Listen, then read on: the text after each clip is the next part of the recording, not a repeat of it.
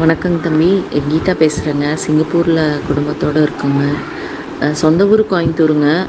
பரம்பல் ஃபவுண்டேஷனோட இந்த YouTube shorts பார்த்தேங்க. பிரம்ம முகூர்த்தத்தில் தியானம் பண்ணணும்னு சொல்லிட்டு, சரி நம்ம உணர்ந்து கும்பிடலாம் அப்படின்ட்டு நீங்கள் சொன்னபடி மனசெல்லாம் ஒடுக்கி கான்சென்ட்ரேட் பண்ணி கும்பிடணும்னு சொல்லியிருந்தீங்க. உங்கள் கைடன்ஸ் படி கும்பிட்டங்கய்யா.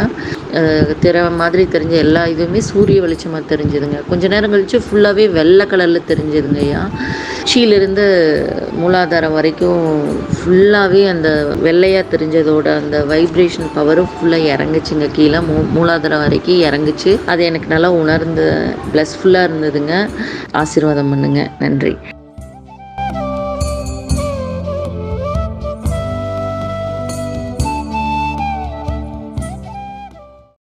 3:20 to 4:20 உட்கார்ந்துட்டீங்கன்னா வெல்கம் டு த ஃபேமிலி. மகாவிஷ்ணுவாவே மாறிடுவீங்க. மகாவிஷ்ணுக்கு மேலேயே போயிருவீங்க. 3:20 கொஞ்சம் கஷ்டமா இருக்குங்க. தூக்கமா வருதுங்க. அப்புறம் தூங்கக்கூடாது, அதான் மெயின். அப்படின்னா 4:20 இல்ல ஒரு 5 அப்படி எந்திரிச்சு பண்ணுங்க இந்த பயிற்சியை. அப்படியும் இல்லையா, அட்லீஸ்ட் ஒரு 6-7 மணிக்கா, அதுக்கு மேலாம் தூங்கக்கூடாது. Very very bad for body and for the family and for the society. பூமிக்கே இழுக்கு. 8 மணிக்கு மேலாம் தூங்குனீங்கன்னா அது என்ன வாழ்க்கையா? அது எப்பப்பப்பப்பப்பா. முதல்ல ஸ்லீப்பிங் பேட்டர்னை சேஞ்ச் பண்ணுங்க. சாப்பிடுற சாப்பாடு அரிசியே தின்னுகிட்டு இருக்காதீங்க. அரிசி சாப்பிட்றதா இருந்தாலும் குதிரவாளி அரிசி சாப்பிடுங்க. காட்டு யானம்னு ஒரு அரிசி இருக்கு, சிகப்பு அரிசி சாப்பிடுங்க. கருப்பு கவுனி அரிசின்னு ஒரு அரிசி இருக்கு, அதை வாங்கி சாப்பிடுங்க. மாப்பிள சம்பான்னு ஒரு அரிசி இருக்கு, அதை வாங்கி சாப்பிடுங்க. பழைய அரிசியை வாங்கி சாப்பிடுங்க. வாரத்துக்கு 7 நாளா 7 நாள் நவதானியங்கள் சேர்த்துக்குங்க. டெய்லி ஒரு கீரை சூப்பு வச்சு குடிங்க. ரொம்ப பாடி பெயினா இருக்கா, முருங்கைக்கீரை சூப்பு, கடுகு, கொத்தமல்லி, மிளகு, பெப்பர் மத்த எல்லாத்தையும் போட்டு அந்த முருங்கை தண்டோட சூப்பு வச்சு குடிச்சீங்கன்னா எந்த பாடி பெயினா இருந்தாலும் போயிடும். வேக்சினேஷனே போட்டிருந்தீங்கன்னா குப்பரை படுக்க போட்டிருந்ததுன்னா 3 மணி நேரம் 4 மணி நேரத்துல பாடி பெயின் காணாம போயிடும். வீடுதான் மருந்து உங்களுக்கு. இனிமேல் வந்து ஹாஸ்பிட்டல் பக்கமே தலை வச்சு படுக்காதீங்க. யாராவது டாக்டர் இருந்தீங்கன்னா எக்ஸ்கியூஸ் மீ, சாரி, என்ன மன்னிச்சிருங்க, வேற வழி எனக்கு தெரியல, உண்மையை சொல்லித்தான் ஆகணும். சோ என்னன்னா, ஹாஸ்பிட்டல்ல மறந்துருங்க. வீடே ஹாஸ்பிட்டல். மிளகு ரசம் வச்சு குடிங்க. இந்த காயகல்ப மூலிகைன்னு சித்தா வினோத்துக்கிட்ட இருக்கு, வாங்கிக்கங்க. வள்ளலார் சொன்ன அருமையான காயகல்ப மூலிகை. ஏன்னா நீங்க பண்ற பயிற்சிக்கு இனிமேல் உடம்பு தாங்கணும். உடம்பெல்லாம் தாங்காது. நீங்க சாப்பிடுற பிரெட்டு, ஜாமு நார்மலா இருந்தாவே தாங்காது. அது எங்க போய் நீ யோகத்துக்கெல்லாம் வேற மாதிரி உடம்பு வேணும். நிலக்கடலை அதிகமா சாப்பிடணும். இளநீர் டெய்லி கம்பல்சரி இளநீர் குடிக்கணும். சாப்பிட்டு தான் குடிக்கணும், வெறும் வயிற்றுல குடிக்க கூடாது. தர்பூசணி பழம் இருந்தா சாப்பிடுங்க. கொய்யா பழம் அதிகம் சாப்பிடுங்க. பேரிச்சம்பழம் மெயினா சாப்பிடுங்க. பேரிச்சம்பழம் அயன் கண்டென்ட் இருக்கு அதுல. மெயினா இந்த பயிற்சி பண்றதுனால விந்து அதிகமா ஊறணும். விந்து அதிகமா வேஸ்ட் பண்ணாதீங்க. அதுக்காக சேமிச்சும் வைக்காதீங்க. மாதம் 2 முறை தவறே கிடையாது. அதுக்கு மேல் விரயப்படுத்த கூடாது. ஏன்? விந்து சக்தியில இருந்துதான் விந்து தான் சுக்கிலம்னு சொல்லுவாங்க. அதுதான் வாசியாக மாறும். எத்தனை பேருக்கு புரியுது இந்த ரகசியம்? எத்தனை பேருக்கு புரிஞ்சு? அது எவாபரேட் ஆகி உங்க உஷ்ணத்துல நீ ஏத்தக்கூடிய யோக சூட்ல மேல எறும்பூலாதாரத்துக்கு போகும். இங்க ஏறி கட்டிருச்சு. இந்த இடத்துல பொண்ணுங்க பொட்டு வைப்பாங்களா, இங்க கட்டிருச்சுன்னா இதுக்கு பேர் தான் ரசமணி கட்டுறதும்பாங்க. இந்த விந்துவோ சிரோனிதமோ இங்க ஏறிடுச்சுன்னா அவ்வளவுதான், முடிஞ்சு போச்சு. அந்த சராசரமும் நம்ம சொல்றதுதான் கேட்கும். அதுக்காக நம்ம பண்றது இல்லை. பட் அந்த தன்மைக்கு போயிருவீங்க. சிவநிலைன்றது அதுதான், பிரம்ம நிலை. சோ அதனால நல்லா புரிஞ்சுக்கங்க. நான் பொய்யெல்லாம் பேசல. எனக்கு பொய் பேசி போல ஒரு பிரயோஜனமும் கிடையாது. தயவு செஞ்சு புரிஞ்சுக்கங்க. தயவு செஞ்சு புரிஞ்சுக்கங்க. தயவு செஞ்சு புரிஞ்சுக்குங்க. அருட்பெருஞ்சோதியை ஒருவன் உள்ளே கண்டு விட்டான் என்றால் செத்தவனா அவன் எழுப்ப வேணாம். அவன் போத்தி இருக்கும் துண்டே எழுப்புண்டாம் முட்டா பயிலேன்றாப்ல. யாரு? வள்ளலார் சொல்றாப்ல. அது எப்படிங்க செத்தவனா? அவர் போத்தி இருக்கிற துண்டு எப்படிங்க எழுப்புனா? எழுப்புங்க, எழுப்பும். உங்க வாழ்க்கையிலேயே ஒரு அங்கமா மாத்திருங்க தவத்தை. எப்படி?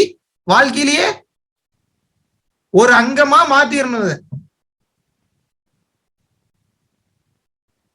அது வரைக்கும் நகி பேட்டாதான், வேலைக்கே ஆவாது.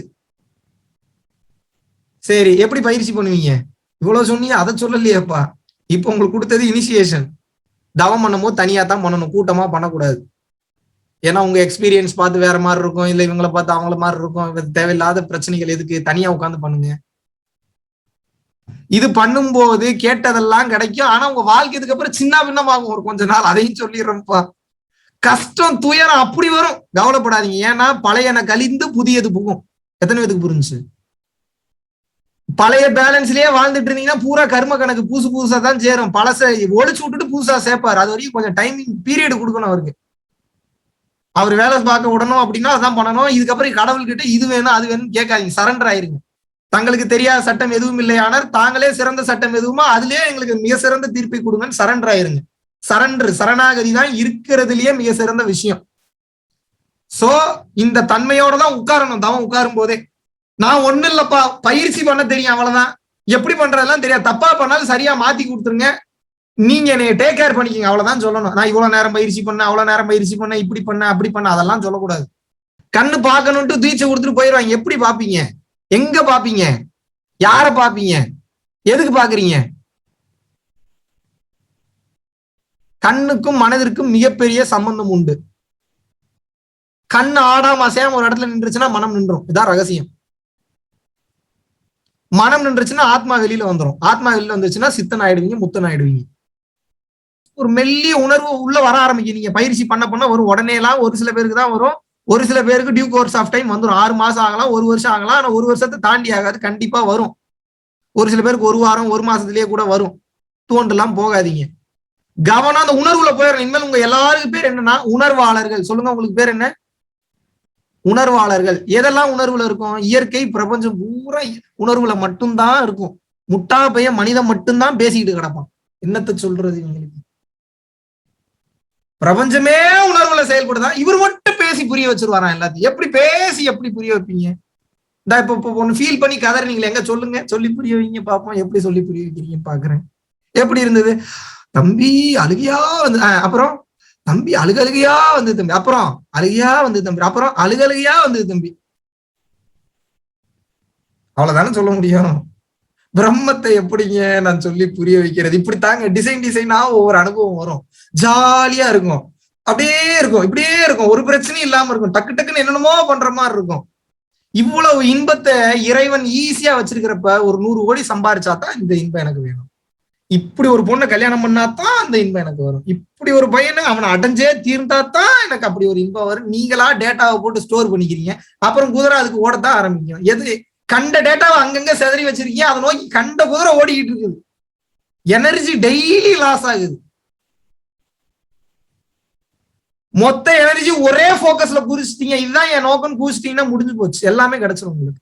அவ்வளவுதான் ரகசியம்.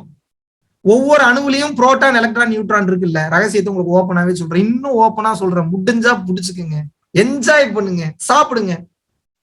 புரோட்டான் எலக்ட்ரான் நியூட்ரான், நடுவுல இருக்கிறது புரோட்டான் நியூட்ரான், வெளியில கட கட கட கடன்னு ஆடிட்டு இருக்கிறது பூரா எலக்ட்ரான். 72,000 தாட்ஸுக்கு உங்க எலக்ட்ரான் பூரா வெளியில கட கட கட கட கடன்னு ஆடிட்டு இருக்கு. ஒரே போக்கஸ்க்கு வர்றப்ப கட கட கட கடன்னு ஆடிட்டு இருக்கக்கூடிய மொத்த அந்த எலக்ட்ரான் ஒரே இடத்துல வந்து செம்ம ஸ்பீடா சுத்த ஆரம்பிக்கும். இப்போ செம்ம ஸ்பீடா இந்த ஸ்பீட்ல கட கட கட கடன்னு சுத்தும் போது ஃபயர் வந்துடும். அதான் ஆன்ம ஒலி, ஆன்ம உருக்கம். எத்தனை பேத்துக்கு புரிஞ்சு இந்த ரகசியம்?